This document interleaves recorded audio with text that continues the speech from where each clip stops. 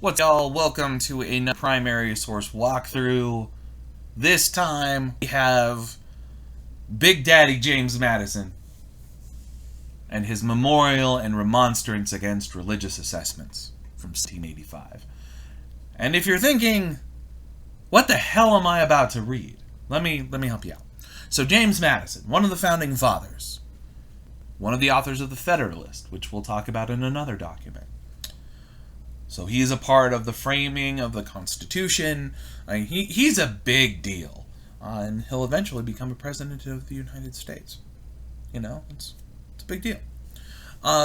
He's a Virginian, like so many of our first presidents. I mean, think about it. We have Washington, Virginian. Jefferson, Virginian. Madison, Virginian. Virginia's important at the beginning. So is Massachusetts. Especially Boston. It's a shame Virginia doesn't have a professional sports league team that isn't in the nation's capital. Because they would have a good rivalry with Boston, I think. Anyway, Madison is at this point, I look at the year 1785, so we don't have the U.S. Constitution yet. So he's working in the Virginian government, okay? At this point, the United States is governed by the Articles of Confederation, which puts most of the power into the states, not a big national government. So Madison is working in Virginia, trying to direct policy there, and one of the questions is, what do we do with religion? And what Madison, is about to suggest is he is going to give a remonstrance, which is a presentation of reasons for opposition or a forceful protest against religious assessments. And assessments here means taxes. And if you read the introduction, it'll give you a sense of what's been going on in Virginia at the time. So Virginia supported local Anglican churches through taxes. The idea was taxes were collected by the state government or the colonial government before the Revolution, and then those monies were distributed to the Anglican Church. That means that there's really no separation between church and state, right? Because the state is actually funding the church. Now, clearly, the Founding Fathers aren't really about, having government pay for the church. Or one church, I should say. So Patrick Henry, for example, wants to take this tax money and give it equally to all of the churches in Virginia. Okay, so it doesn't matter if it's the Quakers, the Shakers, who wouldn't even be here, but whatever, these new evangelical kinds of churches, Catholics, whatever. That's what Patrick Henry wants to do. And James Madison says the government should not be giving any money to religious causes in Virginia whatsoever. The government should have no relationship that way with churches. Now, of course, this gets at one of the important questions in American history, and that question is, what is the relationship between the government and the church? Because one of the things that the American experiment or the American project has been about has not been giving ascendancy or privilege to one denomination of Christianity over another. Now, we know, based on our readings from a couple weeks ago, like the laws for the province of Pennsylvania, they're not, at this point, really willing to entertain rights and protections for other religions. Okay, so remember, in the laws for the province of Pennsylvania, Jews couldn't do anything with the government. They couldn't serve as public officers. They don't have complete rights. You had to be a Christian. And if you didn't believe in God at all, oh my goodness. So, it's always been this kind of odd tension where it's like, okay, men should be free to believe what they want so long as they believe in Christianity. The problem is, and I hope you take this to heart, is that Christianity is not one thing. It's many different things. There are many different Christianities.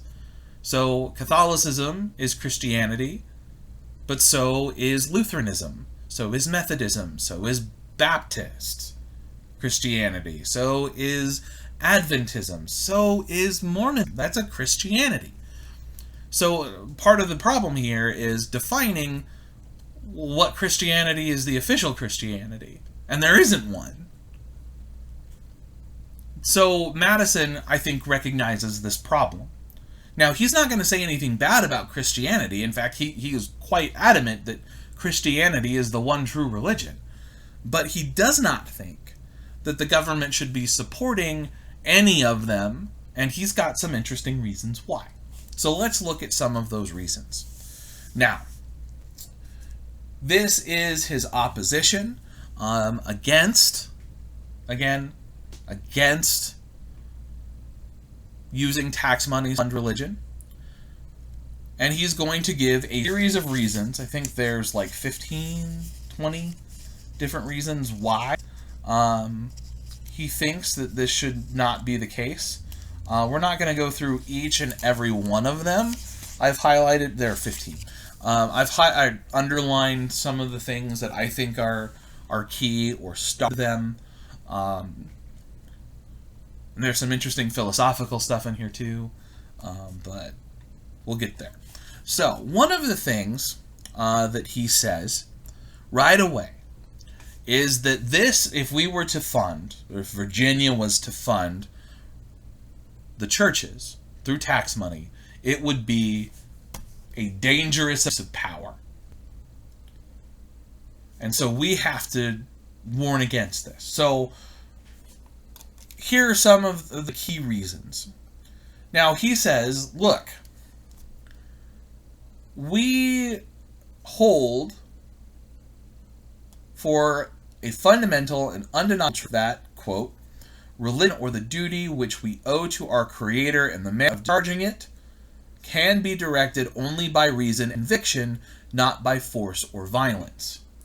What he's saying, in effect, is if people are truly going to practice religion, they cannot be coerced into doing so. We have to convince them through reason and logic. We can't just force them to do it. We can't be like, you are going to use your money to pay for this church because we say so. He says that is not okay. He says it is proper to take alarm at the first experiment on our liberties. Saying, look, we're a new nation. We've only just now been freed from the oppression of the British. We need to make sure that we aren't going to kind of go in that direction. Think about it. The England has an official church, the Church of England, the Anglican Church. That's not something that they want. These founding fathers want to. We don't want to repeat that mistake, is what he's saying. Now, he's saying, look, we have to make sure that men are free to hear the evidence of Christianity. And we have to give them the freedom to either be convinced by it or not be convinced by it. And he says, if this freedom be abused, it is an offense against God, not against man. Now, the way I read this, as somebody who's a little bit more, philosophically, theologically inclined, is I think what he's saying is if we do not allow this freedom for man to believe or not to believe, then we are violating the principle of free will. God has given us free will to do what we wish, and he has given us the free will to either believe or not believe in him. And so if we take that free will away, it would be offensive to God, because man would be usurping God's power. God has given the ability for us to choose. we are taking that away. I think that's what he's up to. Now, he also says things like the bill implies, that either the civil magistrate is a competent judge of religious truth, or that he may employ religion as an engine of civil policy. Madison says that this is no way, just no way, that this is an arrogant pretension. People have tried this, and it doesn't work. And it's, again, he comes back to this idea, a perversion of the means of salvation. Man has to choose. He can't be forced into that choice. Again, it's that appeal to free will and reason. This is a very deeply philosophical take. He gets into some stuff that I read is a bit anti-Catholic. So, for example, he says, because experienceth that ecclesiastical establishments, instead of maintaining the purity and efficacy of religion, have had a contrary operation. He's saying is, look, ecclesiastical establishments, meaning established churches, big religion, screw it up. Okay, they don't maintain the purity and the usefulness of religion. They actually make it impure and ineffective. That it's a tyranny. They don't guard the liberties of the people. And let's be honest, ladies and gentlemen, the United States has been an anti-Catholic place for a long time. Catholicism in the United States is seen as tyrannical, as something that is completely foreign and has no good things to offer American society. Now, that's the majority opinion. Of course, there are Catholics in the United States. Maryland was founded as a Catholic colony, for example. But this tension with Catholicism is going to come into play again and again and again. And in fact, we don't get our first American president who is Catholic until 1960 with John F. Kennedy. And he has been our only Catholic president. If in less than a month Joe Biden is elected president and is sworn into office in January of 2021, he will be the second American president in history. We will have had 46 at that point, and only 2 of them will have been Catholic. Interesting. Now, that isn't to say that Catholics aren't represented in other parts. There are several on the Supreme Court, including the new nominee, who in about 10 days will have her hearing. Should be interesting, something to pay attention to. But these guys back then, sorry for the digression, they're not big fans of Catholicism. And I think that's kind of what he's getting at here. And I also think he's kind of digging at the Church of England too, and maybe that's really the target of his ire, because again, we have a state-established religion who that was connected to, in Madison's mind, his oppressor. So, he also continues, and look, Europe was torn apart by wars of religion, and he's right. I mean, if you look at the 1600s, there is nothing but religious war in Europe. And it's a lot of Protestant versus Catholic, different sects of Protestantism. It's bloody stuff. And one of the reasons why people come over to the United States becomes the United States, is to escape some of that constant warfare. And it's especially bad in Germany, because Germany is not exactly a unified country. Actually, it doesn't unify really at all until the 20th century. And then, Germany is kind of a collection of different principalities for a while. That's another different conversation. Anyway, sorry. Like talking about religion. In any case, what he's going to get at here is he says, look, if you are going to force people to support religion, especially says this in number 12, you're going to actually dissuade them from converting to Christianity. Like, we want people to convert to Christianity. That's what we want. We have to let them do it on their own free will. And if we try to force them to it, well, what are you going to do? What are we going to see happen? They're going to run away from it as quickly as possible. It's kind of like, think about when your parents tell you some good advice. Like, maybe you shouldn't date that person. They don't seem right for you. And you're like, well, what do you know? You don't know me. You don't know my life.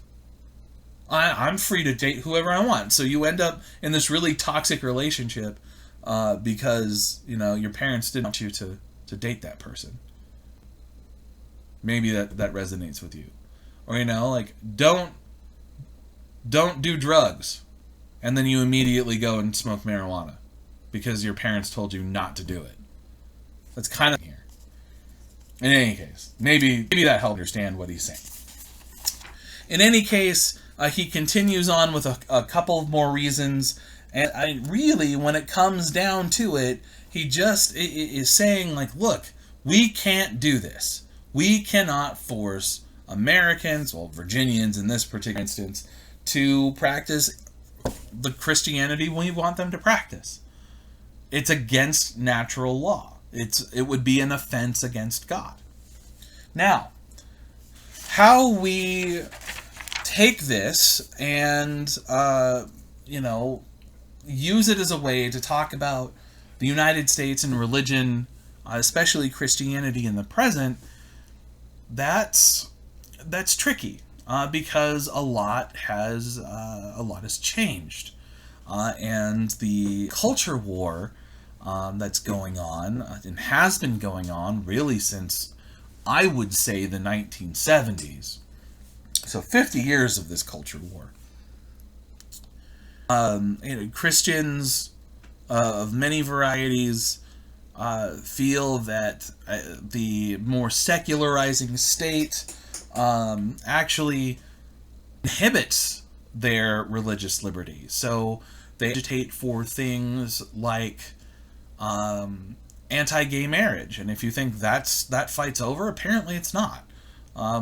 Two Supreme Court justices in a dissenting opinion have stated that the Supreme Court ruling of Oger-Befell v. Hodges limits religious liberty. We see this with the Hobby Lobby case. It's saying, look, we as the government can't make Hobby Lobby buy health insurance that covers birth control because it would violate their religious freedom. Same thing with some other religious groups and whatnot. That's kind of where we are. And I don't know what Madison would say. I think he would be shocked that anybody was talking about anything other than Christianity. But it's something that we have to wrestle with, and something that I don't know has an answer. Maybe you have an answer. I don't know. Maybe you should write a remonstrance for religious assessments. Or, write a new remonstrance against religious assessments. It's kind of up to you. So, this went on a lot longer than I thought it would. Leave it to me to talk about religion on end, or to no end. But I'm going to go ahead and stop here. We're going to be back with some more James Madison later in the week, which is pretty exciting. We have him talking about the Constitution, which is everybody's favorite document, apparently. So, we will see you again for that soon, and until then, take care of yourselves and stay healthy. Take it easy.